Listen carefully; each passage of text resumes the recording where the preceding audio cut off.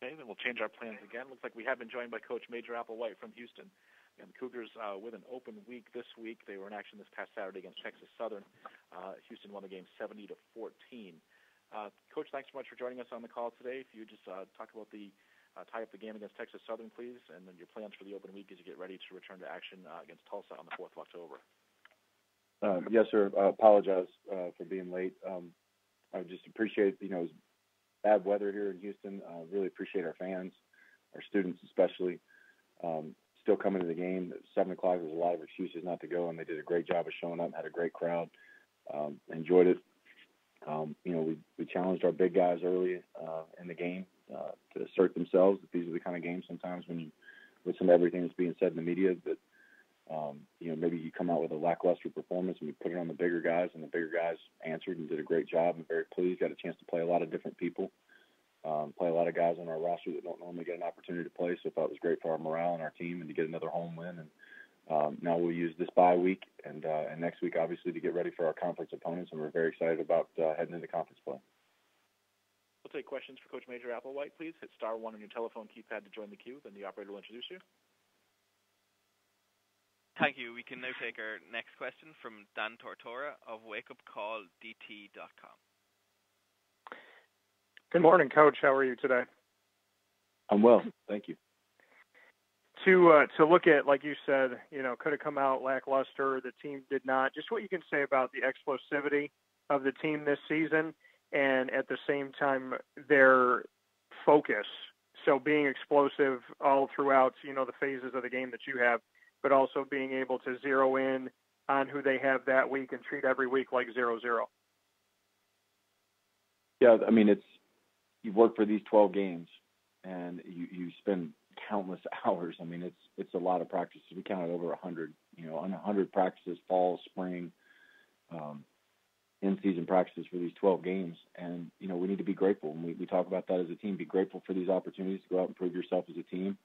It doesn't make any sense to spend all this time and all this energy through junior high and high school and off season and workouts to be given this opportunity to play college ball and have one of your 12 games on a Saturday and not be excited for it. So we spend a lot of time talking about being grateful about it.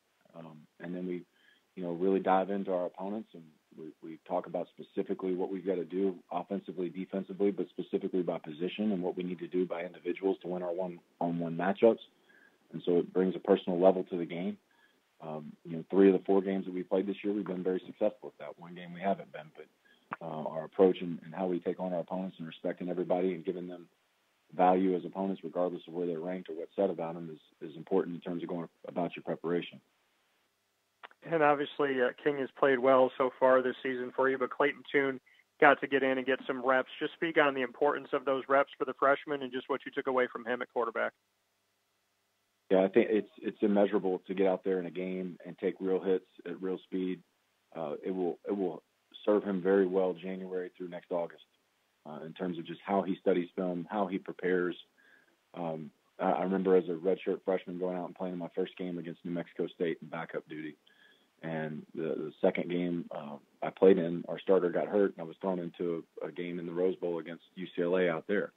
And just those 4, 5, 6 snaps in the first game took away some nerves, took away some anxiety, helped me understand, how the ball is coming up on the snap, how fast everything's moving. And I think that's immeasurable at all positions. But from Clayton's standpoint, just how to operate, how to get in and out of plays, play clock, like I said, that'll serve him very well January through August. The intensity and the preparation that he'll have next spring and off season will be more real for him. And I think it'll help him more. Thank you, Coach. Appreciate it. Thank you. Thank you. We will now take our next question from Leo Haggerty of It's Sports Magazine. Good morning, Coach. Good morning. Coach, what's the biggest challenge that playing in the American Athletic Conference has that the other Power 5 conferences don't have to deal with?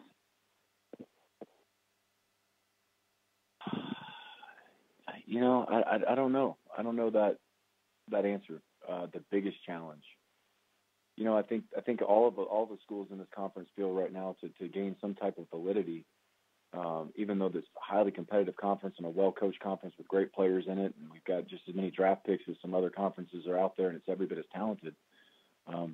The biggest challenge is getting people to believe how good you are, and you have to get to a certain stage and play a certain team, from a certain conference to prove how good we are, even though we know that as coaches and players in this league week in and week out.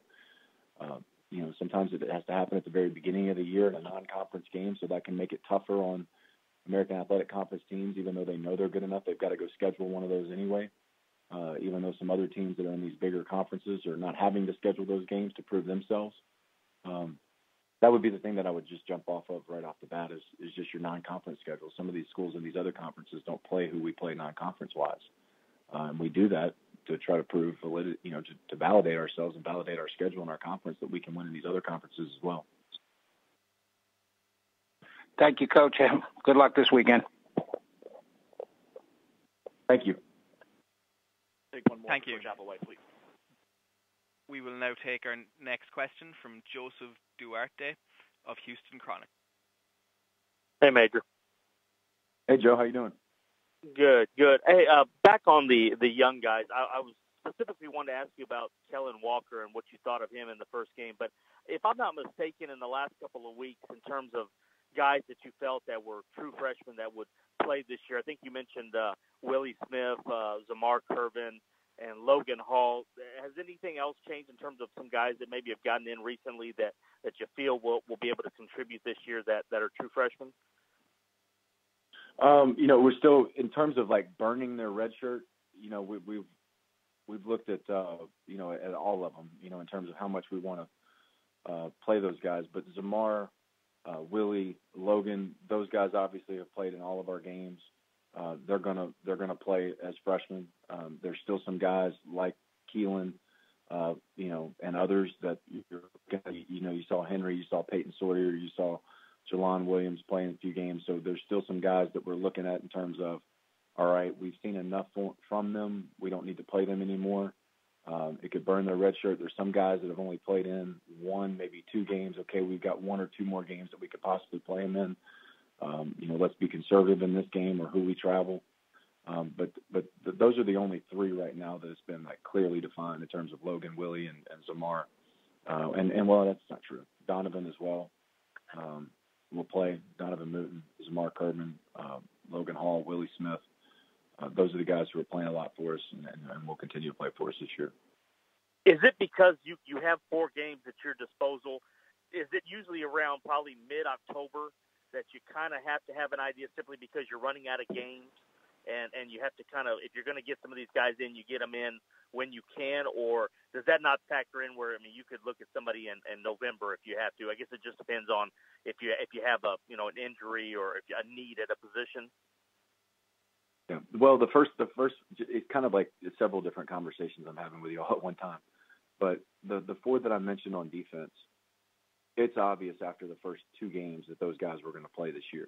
And they obviously played the 3rd game against Tech. And so there's no reason not to play them in the Texas Southern game. Just continue to play them and develop them because they're going to play. Then there's some other guys where you're saying, all right, Keelan, hasn't played, but there's injuries to other backs. And this is an opportunity for us to see, do we want to go down this path, with him and with others, whether it's Jelon or Peyton Sawyer or Henry Thomas or Ja'Cory Morgan. This is a wonderful opportunity to take one of their 4 games away and see if this guy was to go down ahead of him, and if this guy was to go down ahead of him, is he ready to burn that red shirt, or do we need to continue to monitor him and use his other games wisely? I don't know. Does that help answer anything, Joe? No, yeah, it does. It does. Thank you. Okay. Yes, sir. Coach, thanks for giving us a few minutes today during the open week. Look forward to talking to you again next Monday.